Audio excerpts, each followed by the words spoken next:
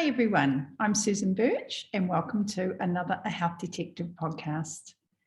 And today I'm talking with the lovely Doreen Downing, who is a psychologist and teaches essential speaking skills to people so that people can speak up in their life. And this is whether it's public speaking, at work, or in their relationships. So I'm really looking forward to having this chat with Doreen today. Thanks for coming along, Doreen. Oh, Susan, it's fun to engage in conversation with you because every time we have had conversation, it seems like we discover new things together. And so that's what I think the listeners, if they follow along with us, it's like a journey. We're all going on a journey together. Yeah, it's wonderful. Can you just give us a little bit of background about how a psychologist got into teaching people about finding their voice and speaking up, and why this is just so essential for all of us? Well, I have to admit and also confess, which I did a while ago, but I'll just say it right here, right now. I got a PhD from the University of California, Berkeley, launched my practice and was quite successful, did some research. And I was asked to give a presentation at a psychology conference. And I said, oh, no. I'm too scared to speak in public. And pretty much the organizer put their hands on their hips and said, what? You of all people? So that sense of being exposed for something that I've been pretty well able to hide, because in my office, it was only one person at a time. Usually I'm quite comfortable listening and being with people, but put me in front of even 6 people, my heart would start racing, and it felt like my head was going to break open because my heart was pounding so loud. So that was a struggle that I was able to hide most of my life until somebody said, hey, you. I think so many of us feel that way. What drives that fear? Why are we so scared, when we stand up and speak? I do my podcast now, and I was so nervous in the beginning. I used to be so petrified, and now I'm a lot more relaxed. But I go to our local Toastmasters, and there's only about 8 of us. We're all absolutely good friends. And I stand up and my heart is pounding and I'm so self-conscious. What's that all about? Well, I would say that there are levels of explanations. There is, if we want to, I'll just start with the deepest right now because I'm a psychologist, is that when we are born into this world, we have certain gifts and we have but we always have a voice, don't we? Hello, goo goo, baba, and the world around us, usually it's parents, but some kind of caregivers usually welcome us. And that in developing a sense of ourselves as being and as being listened to, that's one way we begin to discover we have a voice. We can express ourselves and be heard and have our needs met. And that's a very, very early developmental process that happens. And I think that nowadays there's so many coaching programs out there, just feel the fear and do it anyway, or keep going forward, you can. And I think all those programs are fine. In fact, Toastmasters is one of them, and they help people. But I think that really, if we're going to look back on an explanation from a psychological point of view, it's an early developmental process to feel like you're here in the world and people are glad you're here. And that to me is confidence right there. And the little one gets to grow from that. And yeah, maybe there's some challenges and some breakdowns later on. And for sure, sometimes the wounding happens later on. I'm not saying that if somebody could be totally confident early on and then move out and, hey, it's solved for life. No, I know that. So I would start with that first. And I have lots of other things I could say about it as we go forward. But I would want people to say, wow, it's an we we develop our sense of selves in the first few years of life, and that's what we carry forward. And if it's been damaged, sometimes because we have to grow up and get the grades and get out in the world, we bury that. And it's hidden. And I would say I hid my fear until I was in my 40s. Mm, mm.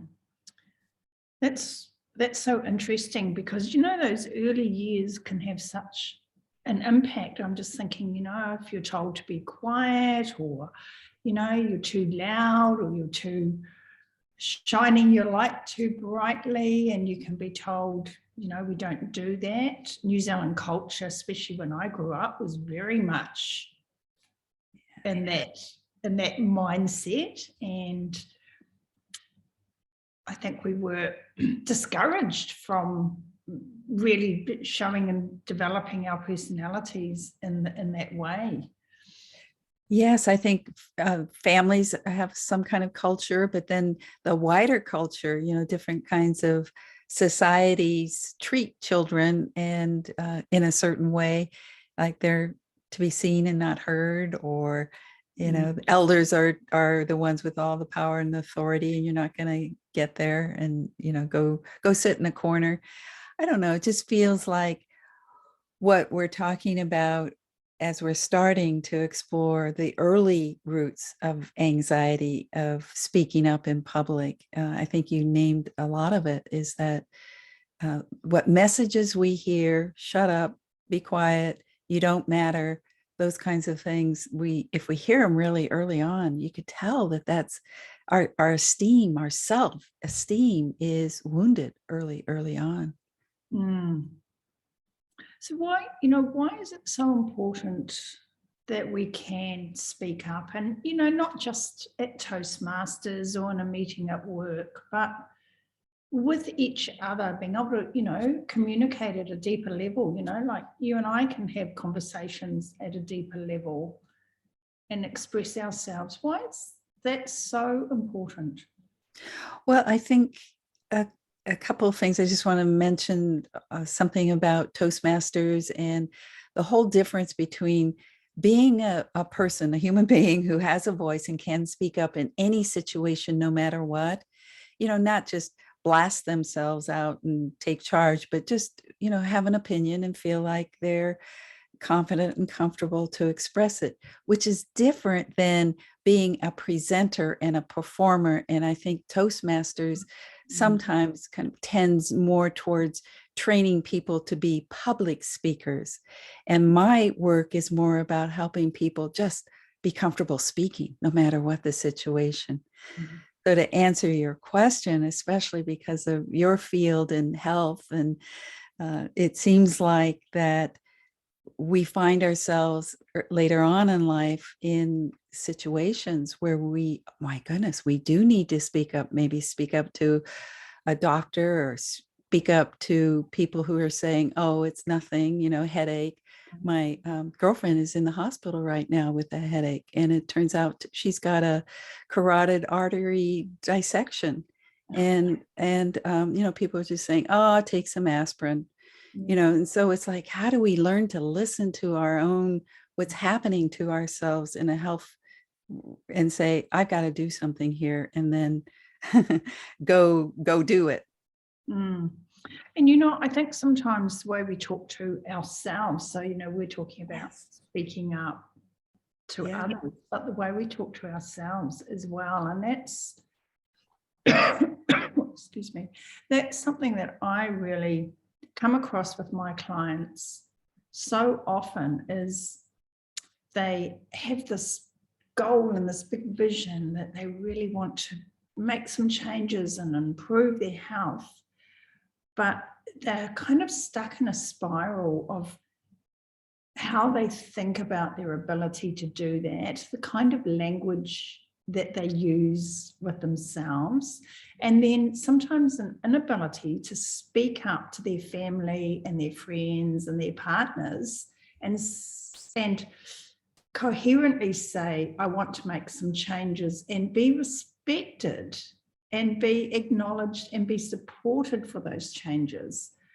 You know, you were talking about hiding, you know, your fear of public speaking. And I think a lot of people are hiding their fear of wanting to take care, you know, well, that hiding that they want to take care of themselves out of fear from, you know, the external environment.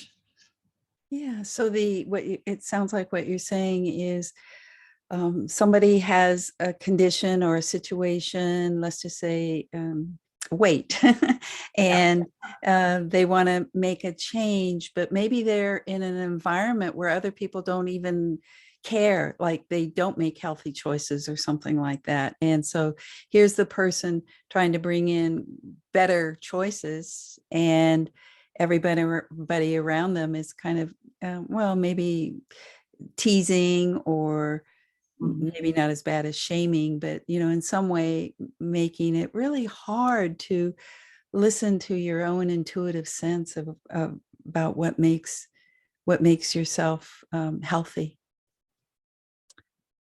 Yeah, I think that is quite a big part of it for a lot of people. And, you know, I have a number of clients who have a lot going on at home with their children and their spouses and work. And, you know, the current environment is pretty terrible. You know, worldwide with COVID, it's been, you know, it's been a very difficult time, and New Zealand has had a particularly difficult time, and now we're going into a recession. And I think a lot of women feel, and men too, actually, because I get this from men as well, they feel the need in here, but they are just so used to being the martyr, not being heard. You know, I mean, I know I was always the, you know, the martyr. I think we can kind of enjoy that role sometimes. It's a good excuse sometimes.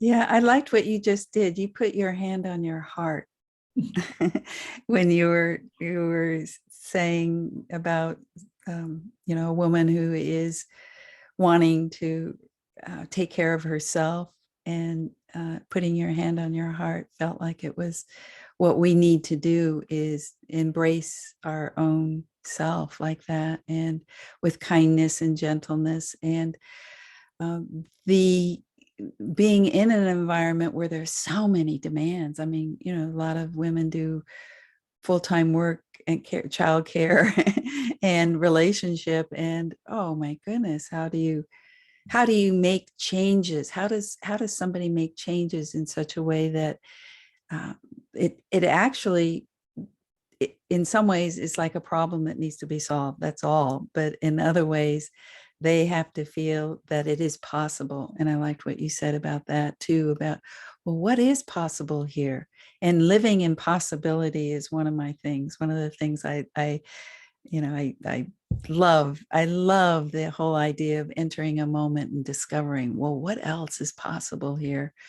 And another way to say it is, where there is a will, there is a way. There's always a way. There's always a way. And I think this deeper listening, where it feels like we've just kind of dropped down into, is the intuitive listening. You know, listening to the intuitive voice that says, take care of yourself. You know, it could be a whisper, but can you hear your own whispering? I really love that. I love that possibilities, you know, that just makes your heart sort of grow bigger, or, you know, you just feel this sort of warmth and this engagement with that word possibilities. And it takes away that sense of struggle about it all, you know, that we're kind of in conflict all the time. Yes.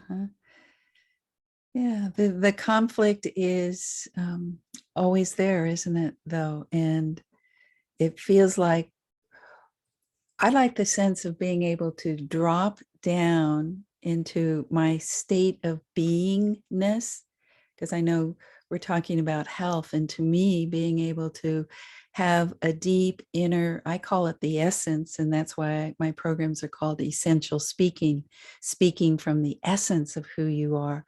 So that in some of the situations you and I have already pointed to, it feels like if you are connected to the essence of who you are, your voice is there. And no matter what the challenge or the conflict, it feels like expression is more possible when it comes from this true inner strength of your essence, your being. Because I think sometimes, I know for me, there are or have been people in my life at times where, I feel that I'm trying really hard to express that inner essence of myself. I feel like I'm trying to say, these are my needs.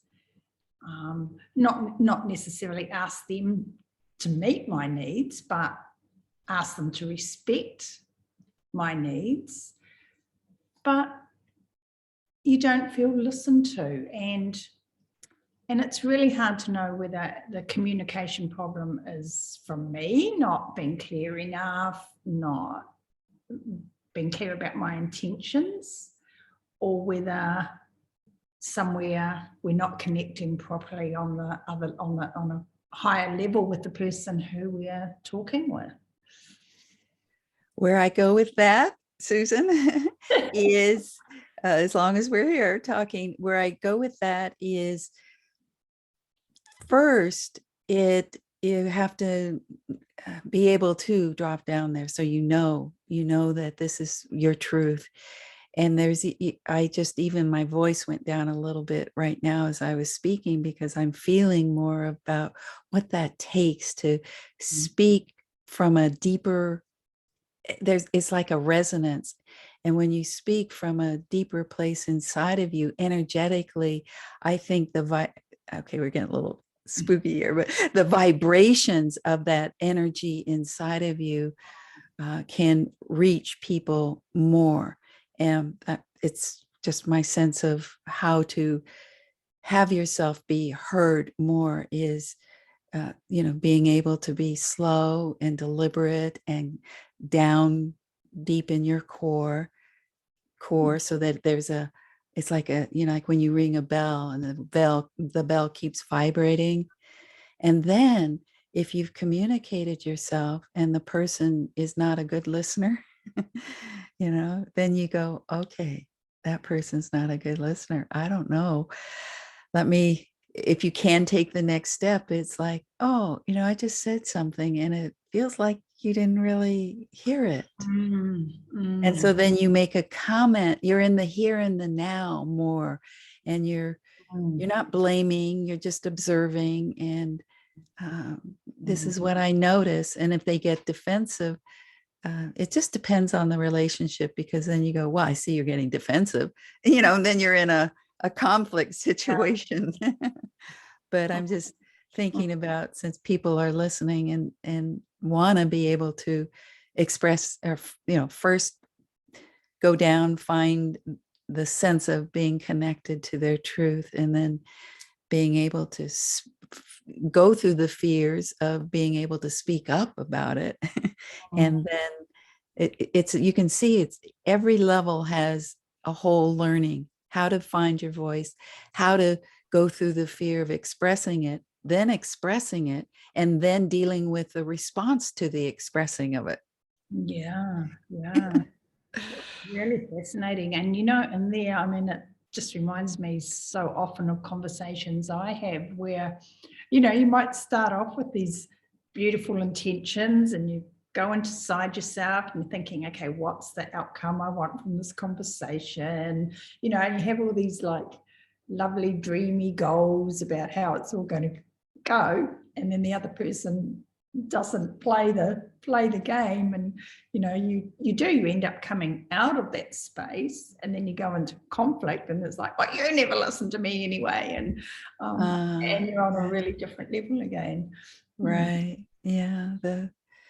the yeah, age old, want to be heard and not being heard. And then there's the reaction to not being heard. And then two people are in reaction, and then, whoa, time out.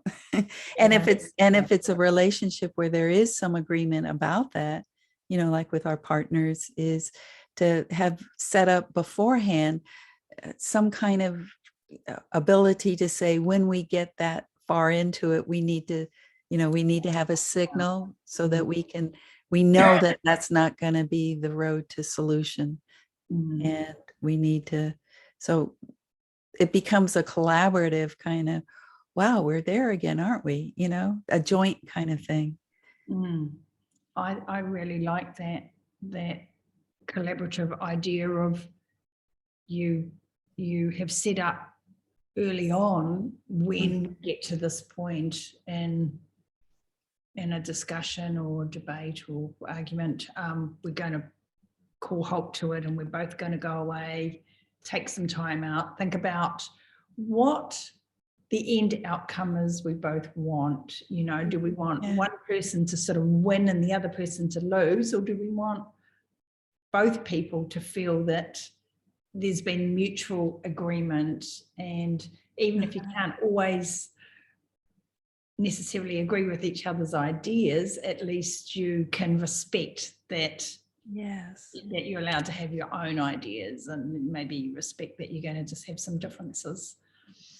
Yes. Well, it takes me back to our the beginning of our conversation about listening to little kids. And it feels like that to me is partly how our voices are heard, is even like right now with you and me listening to each other and seeing, like like we both have there's a podcast, and there's a reason why we're speaking, and we want to serve your listeners. But there's also a real conversation going on here, and it's from listening. To me, it feels like you're listening to me and I'm listening to you, and I want to hear you. I want to hear what you are saying. You want to hear what I'm saying. And that to me just feels so golden, that we bring our listening into the world, which then helps people express themselves, which helps them feel like they found their voice. I really like that, because that brings to mind for me, during sort of the 1980s, 90s, there was a whole lot of talk about assertiveness training for women, and I feel like sometimes we stepped over the mark from being assertive about ourselves to being almost aggressive. And that, how do we step back from that while we are still very clear about what we want for ourselves? Mm-hmm. It's funny that you said assertiveness training. I would say that in the 70s was my first personal growth workshop. And yes, assertiveness training. And it was at the local college, community college. And I showed up and I loved it. I just went, oh, this is so neat to find the power to be more of myself.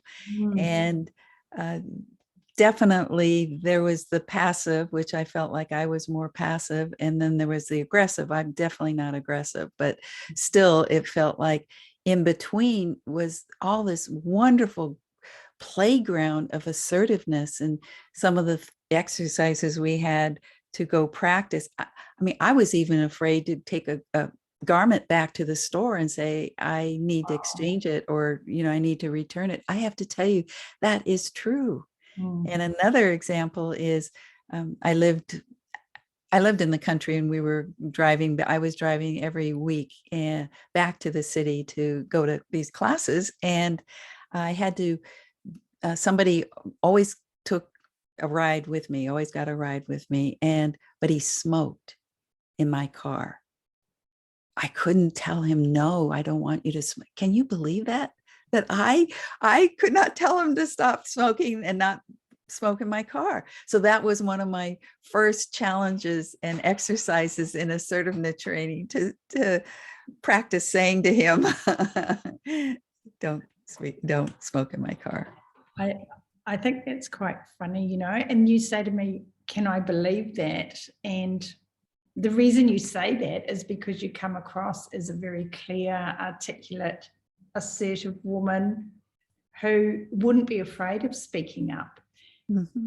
And I think people feel the same about me. They think, you know, I speak up, I speak my mind, and yet I can relate to that fear. Yeah. So much, because that's I wouldn't do it either, you know, and on so many levels, I still, that fear of asking for what I want still comes up, you know. Yeah.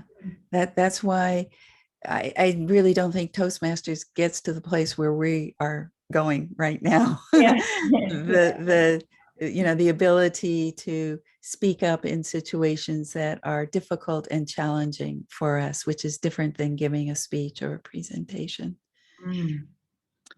And so your work with people is to help them learn to do that in their own relationships with their partners and their children, but also in the workplace. Yes. In the wider world. Yes. And many of the people that I work with, of course, are doing it so they can be better presenters at work. Yes, yeah, for sure. But I have to tell you that there are a lot of people I work with who go, I never want to give a speech. That's not what I'm doing this for. And in fact, I just got an email from somebody who says, I'm good. I'm already great at public speaking. It's just when I get more vulnerable with people, I get anxious. Do you work with the being, not the doing? And I wrote back, I said, that's exactly what I do. That's who I am. Yes. Yeah, you found the right door here. Come. Yeah, absolutely. And, you know, I think this work is just so essential, Doreen, because being able to communicate with each other is our lifeblood, you know, being able to share our stories, share our goals and dreams, share our anxieties and fears. That's how we connect, and that's just essential to being a healthy whole person and having a fulfilled life. Yeah.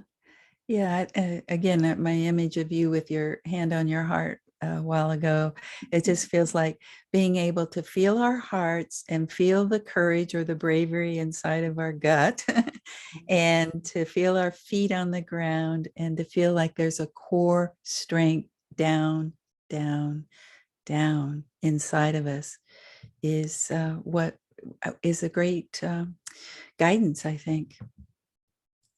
So what about people who have some depression or anxiety, and, you know, what sort of challenges or how are these challenges increased for them and for very shy people?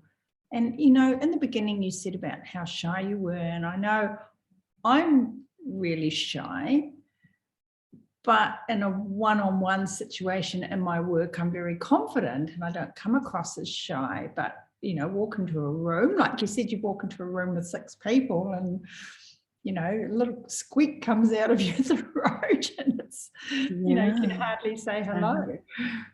Yeah.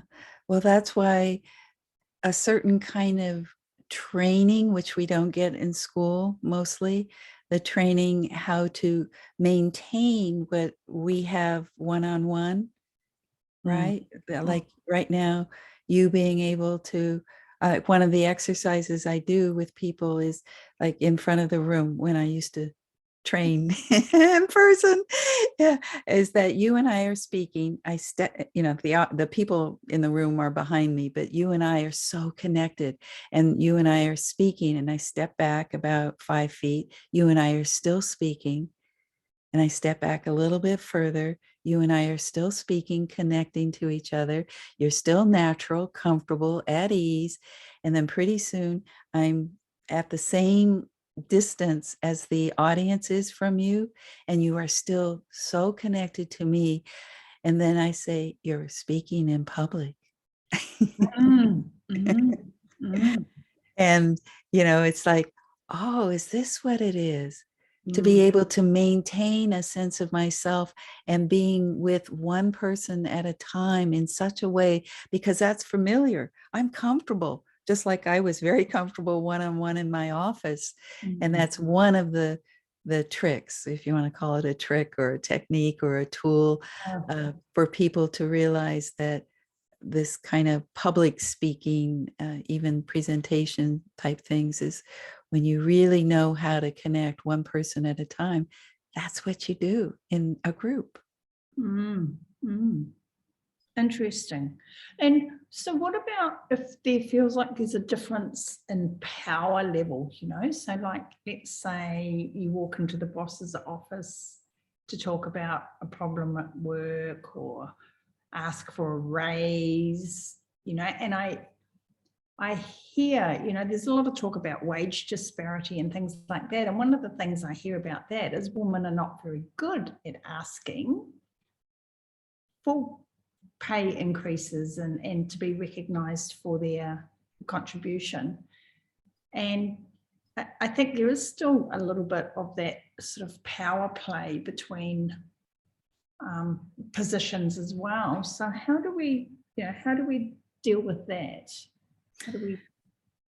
Well, again, psychology takes me back to if I'm working privately with somebody who has that issue, it's a little different than just giving a quick tip to people who are in that situation. But, the way you just described it, it's like somewhere along the line, authority, they learned that authority has more power than they are. Where did they learn that? Was it the father, the mother, the teacher, somewhere along the line? In some way they felt less than. So that I would probably, if I was working with somebody, want to go there first. And then another, totally, if we don't even go there, it's well, inside of this authority, whoever it might be, is a little person. Mm. Can you see that little person? Can you see a different, there are layers to human beings, and being, it's like you and I together right now, we're being human with each other. Obviously, neither of us has more authority, but it's like, even if you were an authority figure, I feel like I could look at you and see your beauty, your essence. And so that's been my work, is teaching people how to see the essence of others. And in doing that, when you go into an office, it's like, in terms of the relationship and feeling like somebody has more power than you, it's learning how to look at some other thing besides focusing on their status. And then, so that's a second thing. And then the third thing comes back to your own bravery and your own courage that, I was talking about, in your gut. Where is the truth, of what you know to be true and what you know to be fair? And that's in that middle ground that we were talking about with assertiveness, right? You can assert yourself. And that it feels so good to be able to move into a scary situation, and you're asserting. You're not aggressing, and you're not passive. Yeah, and you're holding your own space. Yes, I like that phrase, holding your own space. Yes. I can feel that in here too, that holding your own space. But you have to go in, like you're saying, holding your own space, and you have to be your own space. Does that make sense? It does. And that comes back, I mean, our conversation is cycling around a little bit, because that comes back to that clarity that you need, that being able to go deep down inside of yourself and being really clear in yourself about what you're needing, and then what the outcome is that you're wanting to achieve. with the conversation. Yes, right. And engaging both listening to yourself is what would have to happen first, because then you go, oh yeah, I know what I need. And then it's moving into the conversation. It's exactly what I said before, tapping into, like, knowing where to tap into, learning how to do that. And then the going through the fear and finding the courage. And then it's the expressing and all the ways in which you need to reach somebody, and that's a whole learning. And then once you've expressed yourself or asked for the raise, Yeah. it's like, what do you do with what you get back? Yeah. And how do you maintain that sense of inner strength to take whatever comes? And then deal with that. Yeah. Yes. And then that's a whole nother kind of assertiveness. And do you think that people need to think through those various scenarios and be clear in themselves about what they will do with the different situations? Or do you think they can evolve as you go along? Well, I think life gives us opportunities to and challenges. So I think if those of us who are more committed to being more conscious, more aware, that, and more seekers of, you might say, truth, that we really want to develop our potential, then if it feels like that the life gives us those challenges, and if we have tools, techniques, like journaling, or a coach, or Yeah. a therapist who can help you discover, well, what is really going on here? And then, to me, that's to know thyself is the beginning of expressing yourself. Yeah, I'd like to go down that rabbit hole a little bit in a moment. I just wanted to ask you about, I have a couple of different clients who are struggling to communicate their health needs and their nutritional needs to their various partners. So, one is expected to sit down at night and drink beer with her partner, and when she doesn't, and she says, "Look, I want to take, I'm trying to deal with some health issues. I won't go into them too much, but how does she deal with what she feels is the negativity about not sitting down and drinking beer?" And then the other one is asking his wife, or his wife getting annoyed when he says, "I don't want to eat some of that food that you've cooked for me because I'm taking care of my health, and that food is not helping me improve my health." How do we deal with those kinds of situations? Well, first, it's what we talked about before about having more of a collaborative, creating a collaborative conversation where that's handled way before you get to that point where you're sitting down at the table, or that you're at the bar and you're supposed to order a beer. But it feels like that there's an understanding and agreement, what you're doing and why you're doing it in the situation where it's not happening, like outside of the alcohol or outside of the food. And it would be about first coming to an agreement about that. And then to be able to express whatever needs to be expressed. And then that's the whole, now we're moving into, well, what happens when you express yourself, and how do you deal with the consequences, and especially if they're negative? And it's part of it's being true to yourself and really knowing what truth is inside. And maybe if you're the coach, it's like trusting you to be the strength for them and to help them be strong in those situations. And then I guess lastly comes up for me is the communicating when the person is being challenged for making those choices, it just feels like, okay, I know you don't understand, like having empathy for the partner who wants them to eat their delicious food that they've prepared. Yeah, those are such good skills to develop. And again, I think comes back to what we talked about in the beginning about perhaps having some of those ideas available to you so that you're not having to think of them on the spot. Like you can go to them and you can go, and being able to maybe practice them in your own mind beforehand.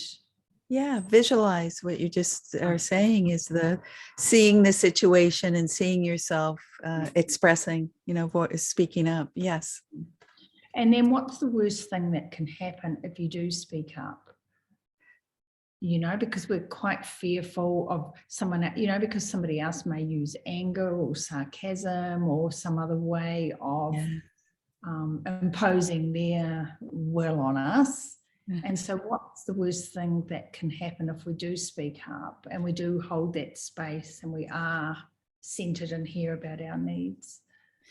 Yeah, well, I think if we add to the conversation we're having is empathy for the other person who wants something different and being able to express that rather than like, this is what I want and you can't make me. It's more like, I can understand you really put so much energy into these great recipes and I really appreciate that. And I'm not going to be eating that. I just can't, so that I would say it's important to acknowledge the other person. Because, just talking with you here, I suddenly had an insight into the fear that the other person has, because we get so engrossed in our own fears and needs and anxieties that we forget that maybe, we're standing up to someone we haven't, we're saying something we've never done. We might not have done this for 40 or 50 years, and then suddenly we're being different. And how fearful that looks for the other person. Change right before their eyes. What they might be thinking is going to be the outcome of that change. Oh, you don't love me anymore, or you're going to leave me, or so there may be some other fearful responses going on there.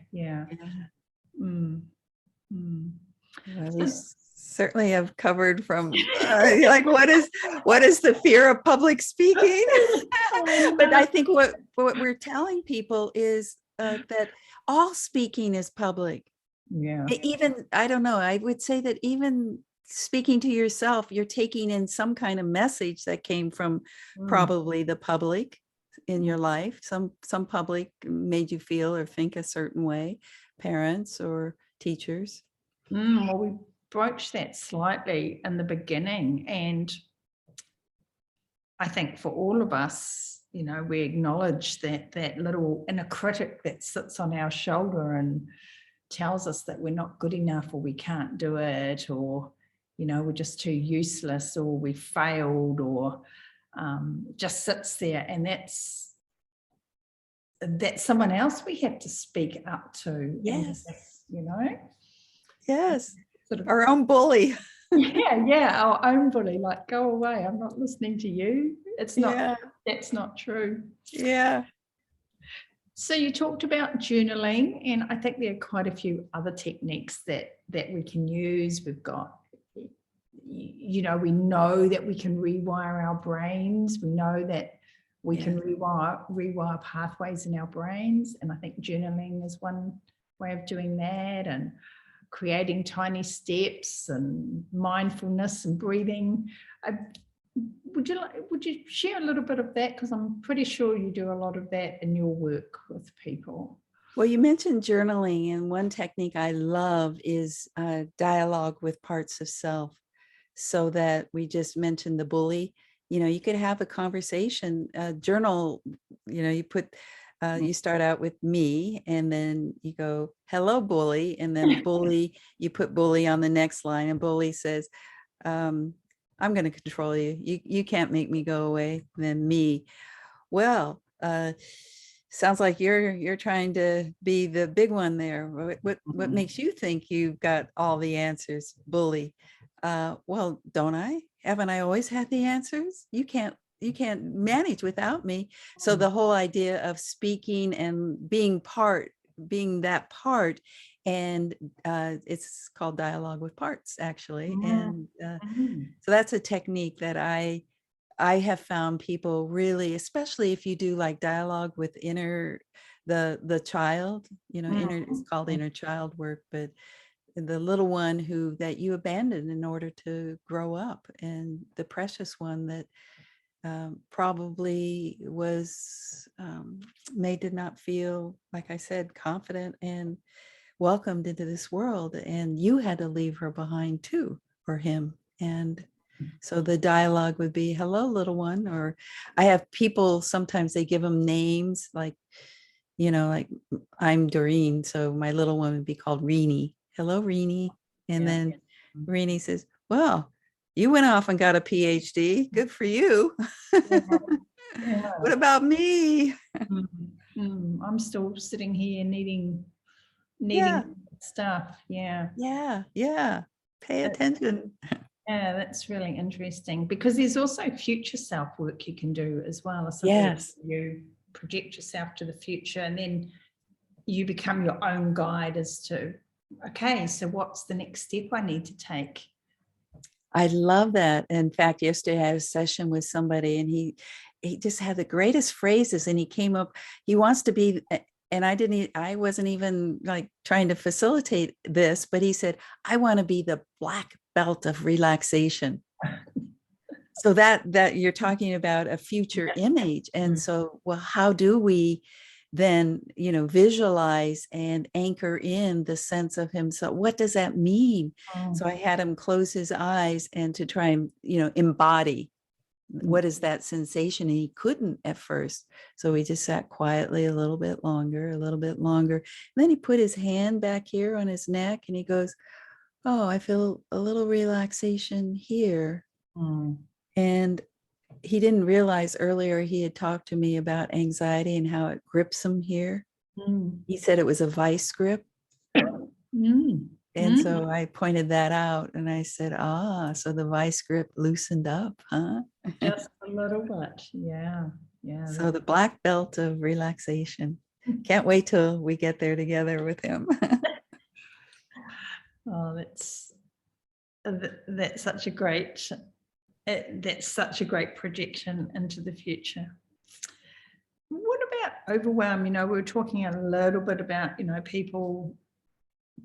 people are feeling depressed. I'm not quite sure the right terminology around all that, anxious, and overwhelmed. And I'm just wondering how, talking to that, what did you call it? The dialogue, having that dialogue, how that could be used for people who feel overwhelmed, and they just feel like they've got so much external stuff piling in on them, and there's just no space for them to take care of themselves. Is there a way that dialogue could be useful in that situation? I think the dialogue might be with the can't. Right. I can't. Yeah. And so tell me more about the I can't. I can't. And I'd want to hear more about what the pressure is around not taking time, because you could always take a full breath, and you don't have to take 20 minutes to meditate. You could always take one full deep breath, which is so cleansing, isn't it? Well, I think about breathing because I kind of look at these things in terms of body chemistry. So what's going on with your body chemistry? What's going on with your neurotransmitters? What's going on with all your adrenal hormones? Yeah. And so one of the things about taking a deep breath is when we're in fear, when our neurotransmitters are overactivated and our adrenal hormones are overactivated, we're really just breathing up here because we're in our fight and flight response. And so if we can recognize that and take a deep breath, we immediately get out of that sympathetic drive. We immediately get out of fight and flight and we go into rest and digest. And that's where that sense of well-being, of calmness comes from it. So I think it's a wonderful technique for people to use to just calm everything down, let those hormones subside, and then let the body chemistry start to kick back in and do what it's supposed to be doing. Oh, perfect. I love that. That feels like a good note as we begin to wrap up here. It's just what you just said applies to public speaking anxiety. Absolutely. And you're the scientist, and it feels like you just really showed people technically, what goes on with the hormones, and then the two different systems, the fight flight versus the other system, which is about, you said, rest and digest. Rest and digest. Yeah. So important. And then of course I help people with bringing and making sure they have the nutrients to support all those functions. But where you come in is really helping to set the mindset and the stage and the connection with themselves and gaining that confidence, and I think the two work together, because without having a proper nutrient basis in your body, it's very difficult for your body to respond appropriately to things like stress. But then we also need to have the skills to know when we're in that situation and have those techniques to help us going forward with that. Would you like to, sorry, carry on.